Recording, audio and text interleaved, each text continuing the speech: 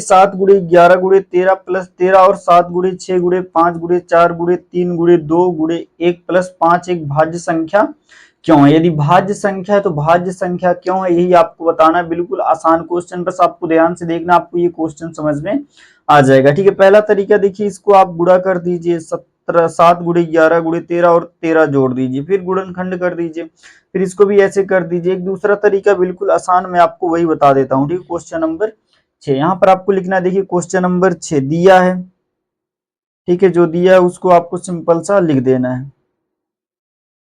क्या दिया है, चूंकि पहली संख्या, चूंकि पहली संख्या, पहली संख्या क्या दिया है आपका, 7 गुणे 11 गुणे 13 और प्लस 13 है। ठीक है, प्लस में 13, ये आपका प्लस है।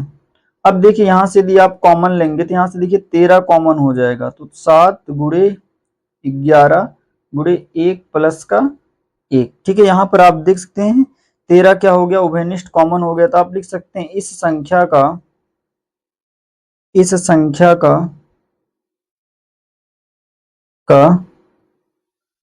13 एक गुणनखंड है, 13 एक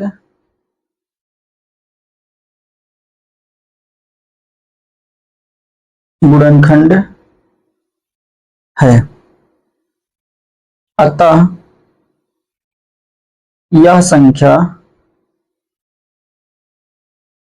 अतः यह संख्या क्या हो जाएगी, भाज्य संख्या है। ठीक है, भाज्य संख्या है। भाज्य संख्या वे होती हैं जिनका एक और स्वयं के अतिरिक्त या जिनके 2 से अधिक गुणनखंड हो, उसे हम क्या कहेंगे, भाज्य संख्या कहेंगे। ठीक है, तो यहाँ पर देखिए हो गया। इसके बाद देखिए दूसरी संख्या, फिर आपको लिखना है, चूंकि दूसरी संख्या क्या दे रखा है, दूसरी संख्या,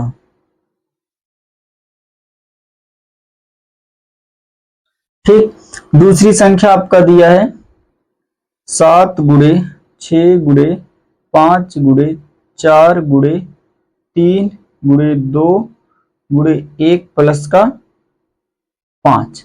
ठीक, दूसरी संख्या। अब देखिए यहां से आप क्या कर सकते हैं, यहां पर भी आप कॉमन ले सकते हैं। क्या कॉमन है, 5, तो यहां से देखिए 5 आपका कॉमन हो जाएगा, 7 गुणे 6 गुणे 1 गुणे 4 गुणे 3 गुणे 2 गुणे 1 प्लस का 1। ठीक है, इस तरीके से आपका हो जाएगा। अब आपको लिखना है, चूंकि इस संख्या का,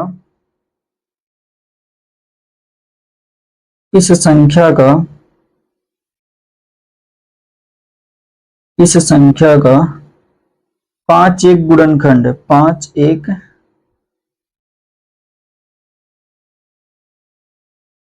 गुणनखंड है। अतः यह संख्या भी भाज्य है।